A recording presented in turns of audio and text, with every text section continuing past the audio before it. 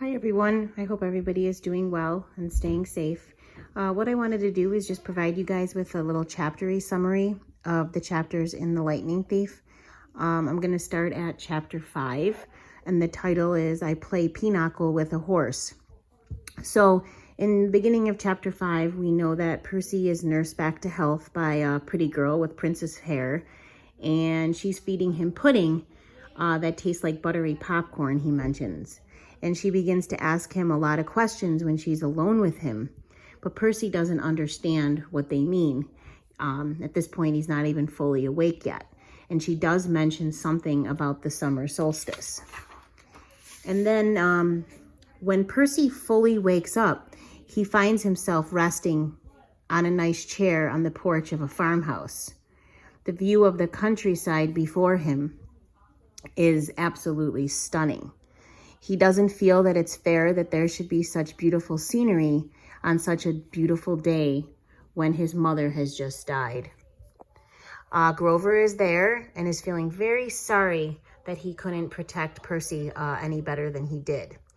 And he decides to give Percy a present that's in a shoebox. And inside of that shoebox, it's the horn that Percy snapped off the head of the Minotaur.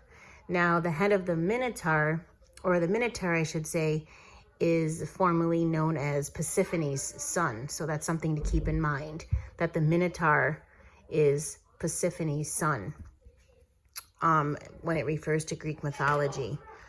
Percy then drinks a special drink, and it tastes like his mom's homemade chocolate chip cookies. And Grover takes Percy into the farmhouse to meet somebody named Chiron and somebody named Mr. D.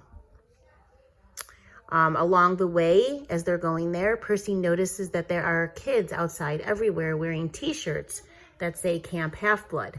They are canoeing, running, swimming, shooting bows and arrows, and doing all kinds of summer campy stuff. Chiron and Mr. D are playing a game, and the pretty girl is there too, that same girl that was nursing Percy in the beginning of chapter 5. And Percy discovers that Chiron is Mr. Brunner. The name Mr. Brunner is actually a pseudonym, which means a fake name that Chiron used when he became a Latin teacher at Yancey. And Percy's so happy that once again he can find his favorite teacher. So we know now that Chiron is actually Mr. Brunner. And Mr. D is the director of Camp Half-Blood, and he reminds Percy of Smelly Gabe. He's not very nice, and he's kind of ugly, just like Gabe was. Percy learns that the pretty girl is named Annabeth. She tells Percy that he drools a lot when he sleeps. Then she leaves to check out on his bunk in cabin 11. Mr. D invites Percy to play a game of Pinochle, which is a card game, and he's shocked when Percy tells him he doesn't know how to play. Grover, however, is very nervous when he's around Mr. D. When they're playing the Pinochle game, Percy realizes that Mr. D is Dionysus, the god of wine. He learns that Mr. D has been sentenced to work at Half-Blood Hill for a few hundred years before he can return to Mount Olympus. His father Zeus is punishing him for crushing a wood nymph that he was supposed to stay away from.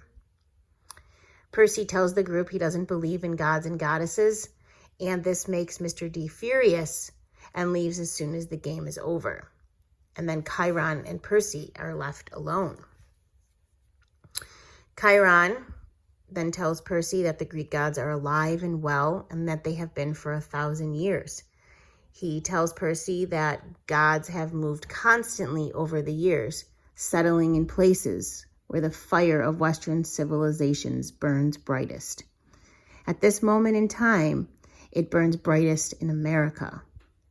And he tells him, just look at the architecture, the statues, and the symbol of the eagle that is everywhere in America. Mount Olympus is now in America. And Percy is just very baffled and confused by this explanation. And he wants to know who Chiron is and who Percy is.